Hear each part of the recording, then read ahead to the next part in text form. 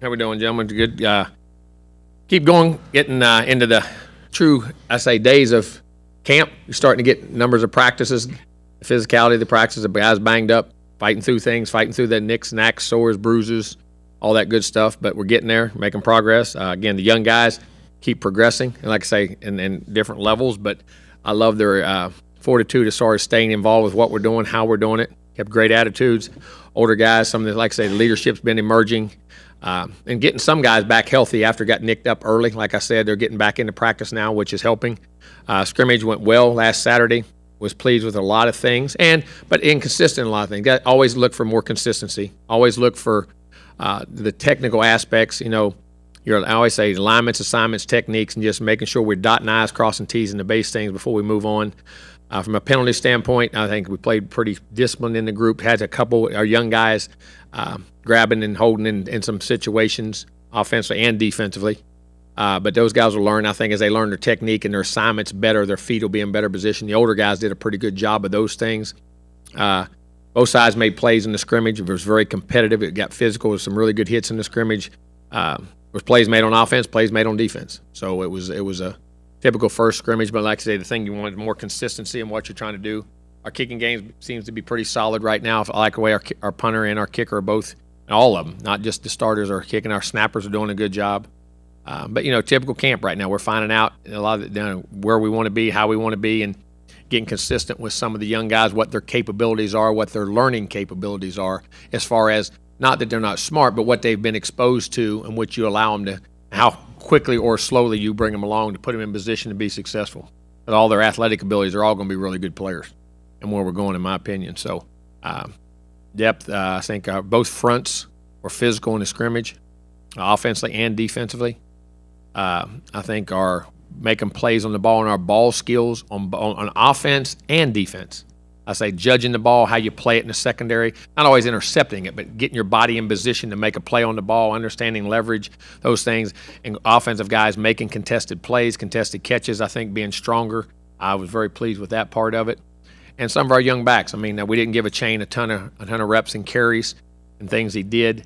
Trying to run some of the young guys, and he's getting practice time, but I mean, the young guys, as far as their carries, getting better and better, seeing holes, seeing blocking schemes. You know, Amari and LJ and Le'Veon, those guys all, and then Ernest Crownover, those guys all being more consistent on how they see things, pass protection. So, you know, good solid scrimmage. Got a long way to go, but the effort, the attitude's been pretty good, so it's got to get more consistent in what we're trying to do. Questions? Second row, Olin, then Brent. Coach, I know you're now expecting me to always have two questions. You can have two. I'm just messing with you. I got to have a fun time. Don't do it now. I ain't got nothing else to gripe about. What am I going to gripe about? So I'll start off with, do you think you will know who your starting quarterback is after the scrimmage on this weekend? I'll wait and see. I don't know. We'll see how the scrimmage goes and what goes on. You could not. I mean, like I say, we'll wait and evaluate that as we go. I'm not putting a timetable on it. Is there a certain amount of time, though, that at some point that you I'm not putting a timetable on it. You could decide. I'll know when I know. And then I wanted to ask about a guy like, say, Bryce Foster, who for various reasons has had to miss some time. Mm-hmm. Is there any amount of time that he would have to actually start completely working to where you'd feel like, all right, he is working right now. So he's at a point now where he could start he's first practicing. game. Yeah, he's practicing right now and playing well. Down front, Brent, and then Travis and Cole. So as young as Fadil Diggs is, he really seems like he's a good leader for those even younger guys. A junior. Yeah, he still seems young to me, I guess, as an underclassman, right? Eligibility-wise, as a sophomore. But yeah, in any case, 3 years in. Here's what I'm trying to get to. He still seems like a good leader for all these new young guys. Really good and how's leader. that group coming along? Really good leader. I mean, he is a guy who works, says yes sir, no sir, and what else can I do, and always helping those young guys. You know what I mean? He's a great example for them as far as how to go about your business on a daily basis, as far as work ethic, technique, toughness, battle through things. I think he's doing an excellent job. You're right. You're whoever give you that information on what player he is, and I've said it, I know, but he is definitely a great example for how you want to play, the effort you want to play with, the physicality you want to play with, becoming a better technician, how he's rushing, he's being productive, and he's there every day. Every day. Can't say enough good things about him. Down front, Travis. I'll take Olin's two questions. So With now that you've had some time under the camp belt, what have you seen from the rotation of the coaches, and what went into that decision to rotate those offensive coaches? Same thing I said last week. They've all coached those positions. They've all been good, and there's some things I thought would help us in our offense and how our communication, and also not just on the coaching part. You get into scripting, you come in responsibilities you have in the staff. There's a ton of things that go into that. And what was the first part of that? And just what have you seen? Have you liked that rotation so our far? guys have done a really good job. I mean, like I say, Daryl's coached everything under the sun. He's been a coordinator. He knows ball. He knows it extremely well. Very good coach, veteran coach, doing a great job with those young guys at tight end. James has been a receiver coach, was for a long time. And Damon played quarterback and coached quarterbacks for me. So he knows exactly how we want it done, been in the offense a long time. So all those guys and the aspects, it was very interchangeable in what we had to do. So it had more to do with just giving other guys some more opportunity to do stuff, or just, again, you got, like I said, you got scripting responsibilities, you got time responsibilities, you got, I mean, there's all kinds of things that go.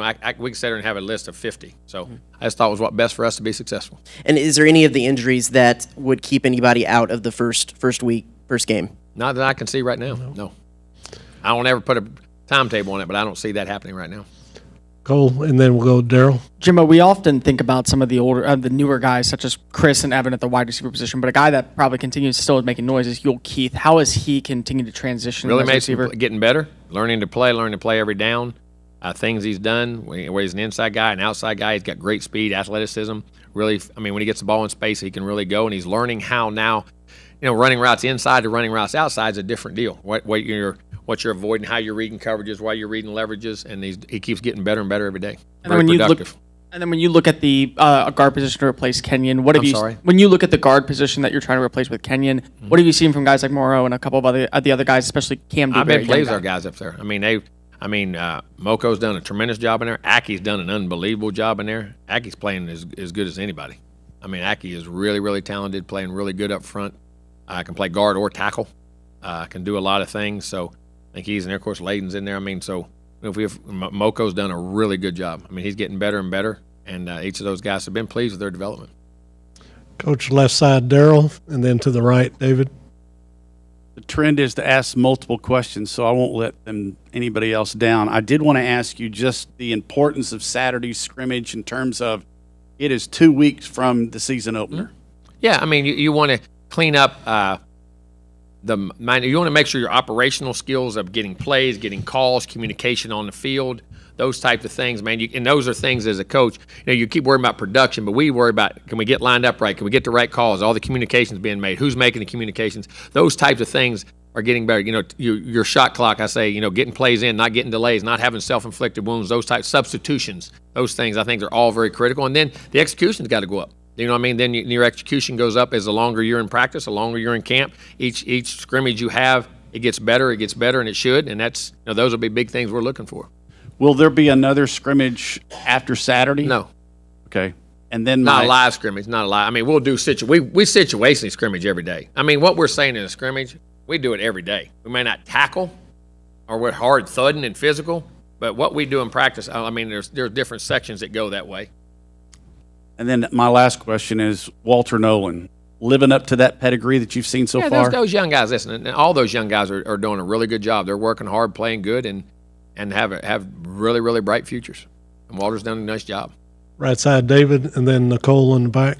Jimbo, can you touch on Edge Cooper's growth? I mean, he started a little bit last year, and he came on towards the end of the season, just where he is now, leadership-wise, and just the way he plays. Before, like I say, some of these guys, you keep saying, everybody says leadership. Leadership, you can lead by example. Well, you make sure you're doing your job before you jump in a leadership role, which he does by how hard he works, the way he plays, becoming, again, much more consistent. You have athletic plays, you have wild plays, but now he's learning to take on blockers where maybe that isn't a wild play, bounce it to somebody else to make a play. And I think that's what you got to understand.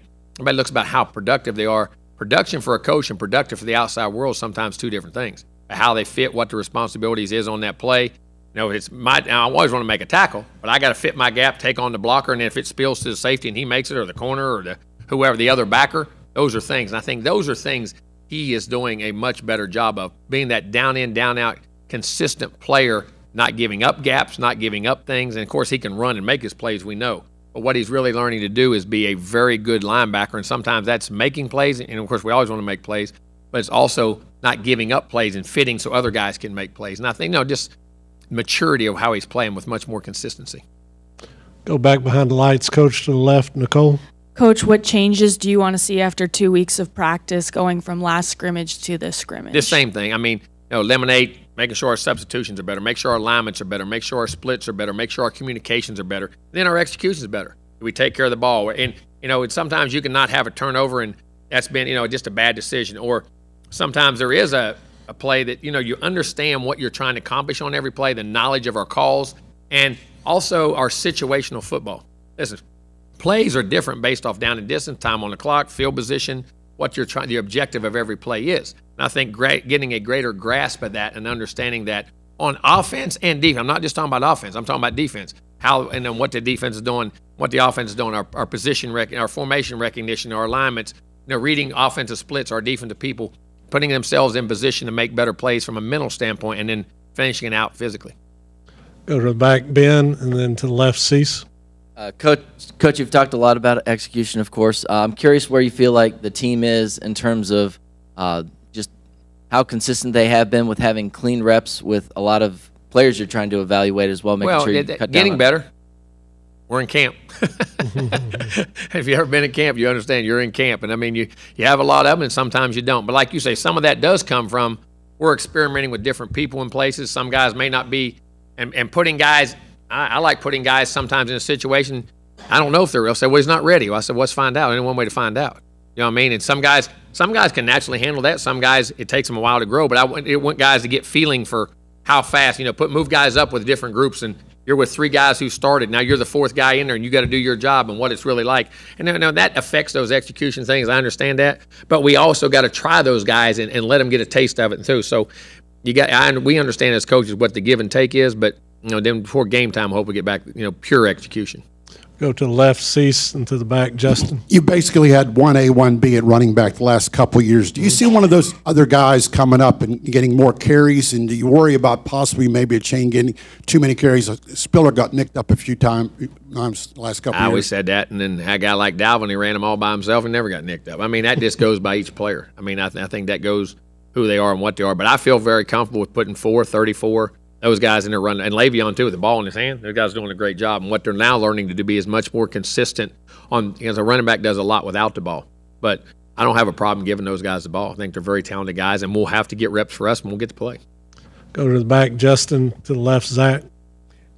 Coach, we've heard a lot, especially during media day, about the offense being more explosive, downfield passing. From your vantage point as the play caller, what goes into that in your mind, and how do you get a feeling in a game-wise when to take a shot? Well, you got to know what's going on, what the defense is doing, what the situation of the game is, and that's just the feel you have. And also we talk about skill guys that.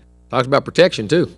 Can you protect it? Can you hold it? Can you do it? How do you buy time to get those situations and shots? And there's a lot of things that go into it. I mean, you don't have enough time. I promise you to go into all that. But when you're calling plays, we know what tendencies of defense and how you're attacking a defense and what defender you're attacking. Do I have the guy I want one-on-one? Am I getting low safeties? Am I getting the corner in a one-on-one situation where I can create it? And whatever it may be, there's 100 things that goes into when you're taking shots in the game, and when you want to eat clock, when you want to be meticulous, or when you want to be explosive. I mean, I think, but it's also you have to be able to create explosive plays to get people off of you, and those are big parts of having winning and having success. And I think we're doing a better job of that in camp. Front left, Zach, and then Cole and Brent. Y'all wrap us up. Jimbo, pleasant surprise probably wouldn't be the right term, but has there been a guy that has really stood out to you that perhaps, I don't know, you were a little surprised by what he's been doing so far this fall, or something that's been a pleasant surprise to you? No, there's been quite a few of them. I mean, I think a lot of our older guys, the maturity is showing. The old guys, when you stay in a program 3, like you say, with Fidel Diggs and how you saw all of a sudden you start to see that maturity in him, how he talks, how he does things. Those guys that stay around now, you find out 3 years, 4 years, and maybe even 5. Lord help us if a guy had to stay 5 years in college, and play or not play till he's a redshirt sophomore or something like that. It's amazing how few mistakes they make and how good they play. And I think there's been, like Fidel's one. I mean, he's not play. I've seen that since spring. I mean, Ernest Crownover does a good job, comes out. I think Layden Robinson just keeps growing in what he's doing in the role he's having. I don't know he's played, but I mean, you're growing in that potential. I mean, Edrin Cooper's another one you just brought up. Damani Richardson, how he's grown being a 4th-year guy. The difference on the field and just calls, maturity, practice of influencing players. You know what I mean? You talk about all the big guys, but those guys there, even though they've been here a long time, you know what I mean? And how that time, you forget because guys don't stay anymore. The ones that do, I'm not bringing back good memories. You know what I'm saying? Of going back and how maturity does make a difference in how you play and the consistency in which you play. We're so caught up now in just pure ability. But playing football, there's so many things to do and what happens. And, you know, Max Wright, another one, who I thought had an excellent scrimmage the other day, and how he played and been around here 4 years and just knowing what to expect, man. There's so many of those guys I've been really – and like I say, some say, well, they're not superstars, but to a coach they are. What they allow you to do, and all of a sudden they make those 5-6 plays a game, and they get the ball, they don't get the ball, they break it up, I mean, just so many different avenues that way. So I think a lot of those are upperclassmen jump in that category for me, and how they keep developing with the time they're here, which comes with knowledge and experience, which is critical. Cole, and then Brent, you wrap us up. Coach, when you look at someone who you've coached in the past, but Damian Craig and being his former quarterback's coach, how does he benefit with these other quarterbacks on what you're trying to preach the method across and what He's they're been looking through for? It. He knows what's expected, what's demanded, and also what it feels like when you're out there. I mean, you like say now. I mean, and back here they can take it back when they were live in practice every day. I tell them I'm going to make them like Damian, make them like live, like it used to be back in the '90s. Them quarterbacks got hit; they weren't prima donnas no more. You know what I mean? But we threaten that on them. All right, you better learn quick. We're going to turn you, let you be live. But no, but I mean, you're talking about a guy who's walked through it and played in games with me, and also what I think, what I thought, and how I expect things done in a game. And he's been there. You know what I mean? In those situations. So I think that's a great help for those guys. All right, Brent, wrap us up. Guy who's not far from here. How has Wyckoff done? Well, you know, and excuse me, there's another one I let slip out of that I should have said. Moco's done a good job, but Wyckoff, man, he's done a really good job. He's played good football. We've executed very well with him, playing center and playing guard, playing him do different positions, and I've been really pleased with him. I'm glad you said that. I apologize for not saying that in that other guy who's really, I think, improved a lot in how he's playing and consistency and how maturity has helped him. Not the what, you know, just consistent, what to expect, how to play. I think Matthew's had a really good camp. I've been very pleased with his camp. Got to look out for my Magnolia guys. So exactly. No, I'm glad you brought that up. And I got to say, sometimes when you scour over, sometimes you forget one or two, and I hate to say that, but I've been very pleased with his development. Cares and is really trying to be a really good player and is producing and done a good job. So there's always so much going on, especially lately in this sport.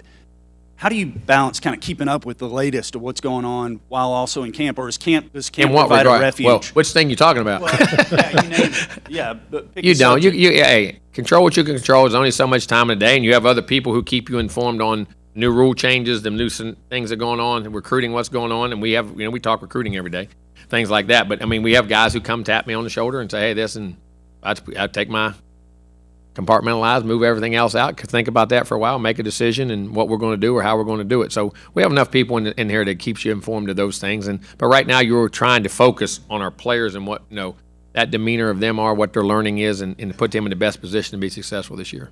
All right. Thanks, Coach.